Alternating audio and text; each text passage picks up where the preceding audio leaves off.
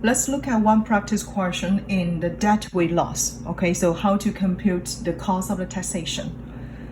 Now let's look at this graph. It tells you the vertical distance measures the tax in the market from A to B. Okay, so which means from this graph, from A to B, the vertical distance will measures the tax rate. The first question asks the amount of the tax on each unit of the goods, which will just equal to the vertical distance from A to B, right? And the vertical distance is measured by here, right? So can you get the tax rate? It will just equal $9 subtract $4, which will give us the tax rate equal $5. Okay? And now let's look at the second question. What's the per unit burden of the tax on buyers? So for the buyers, before tax, what's the price that buyers need to pay for the product? Before tax, the market is at this point, right? This is our equilibrium point, right? Therefore, equilibrium point. Therefore, before tax, the buyers just need to pay $6 per unit, right? $6 per unit for one good. However, after tax, what's the price that buyers need to pay? The buyers need to pay at $9, right? So this $9, I will just mark one things here. This is the price that buyers need to pay, okay? So the buyers need to pay $9 after tax. So from here, can you get the tax burden on buyer per unit? It will equal $9 after tax, subtract $6 before tax. Then we can get the $3 per unit. That will be the tax burden on buyer. And what's the per unit burden of the tax on sellers? So on sellers, we also have before tax. What's the revenue or what's the price that the sellers can receive after selling one unit of the product? You are still at this $6, right? Because $6 is the market equilibrium price. So $6 per unit will be the price that sellers can receive before tax. However, after tax, what's the price that sellers can receive after tax? I can just mark one thing here. Mark it as PS, right? P subscript to S represents for the price that sellers can receive after tax, which will equal $4. Therefore, we can also get the tax burden on sellers will equal to $6 subtract $4, and we can get $2 per unit will be the tax burden on sellers. And you can see if we added these two tax burdens, $3 plus $2, and this will represent the tax rate that we compute from the first question, right? Now, next question asks, what's the tax revenue that the government can receive? So as we talked about before, the tax revenue for the government that can receive will equal to the tax rate times the quantity, right? So after government imposed tax, on one hand, consumers need to pay higher price, so they just want to buy fewer products, right? On the other hand, sellers will receive lower price because they need to pay tax. So sellers has no incentive to sell products. Therefore, this will be our quantity after tax, right? We notice this is our equilibrium quantity. However, after imposed tax, the quantity decreased from 2 units to 1 unit. Therefore, we can use the tax rate $5 per unit times only 1 unit being sold in the market.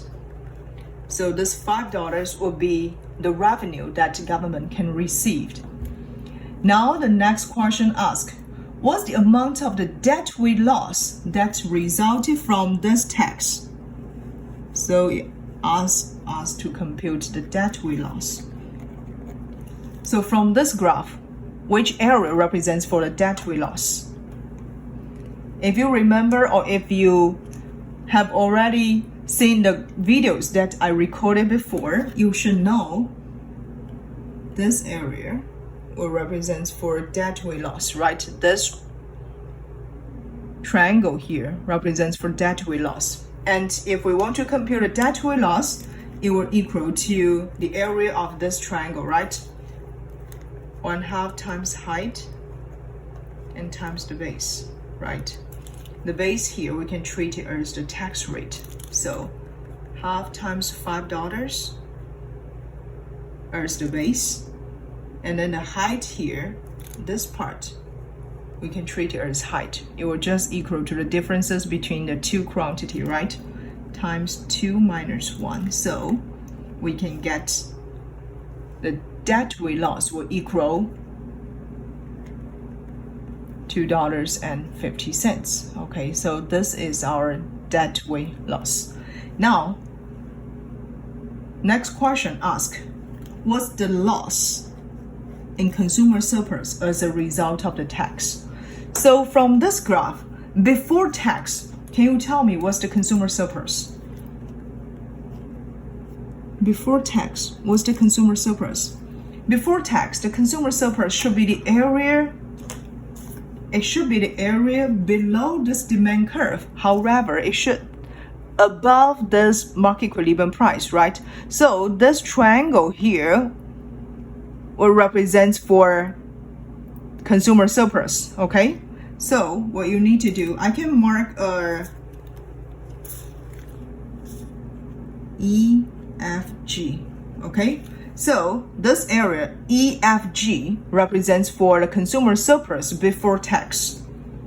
Area E plus F plus G. It's a triangle, right? So we can just compute the triangle based on the area of the triangle, right? So 1/2 times the height here, 12 minus $6, okay? So $12 minus $6, and then times the base here could be 2 units.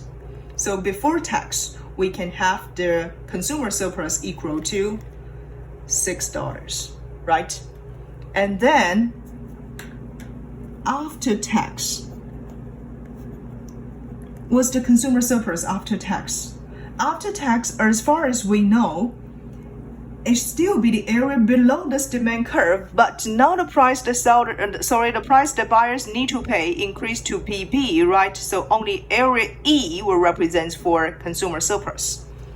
So only area E. Therefore, this area E, we can also get this area, right? 1/2 times $12 subtract $9, and then we only have 1 unit being sold. So this part will equal to $1.5. And then based on this, can you get the loss in consumer surplus? It will just equal to $6 subtract $1.50, which will give us the change in consumer surplus will equal $6 subtract $1.50, which will give us the change in consumer surplus equal to $4.50. And then the last question asks, what's the loss in producer surplus as a result of this tax? Similarly, we can use the similar analysis, right? So first we can get the producer surplus before tax, which will equal to the area above this supply curve but below the market equilibrium price, right? And I can mark this area as, I can mark this area as HLI, okay?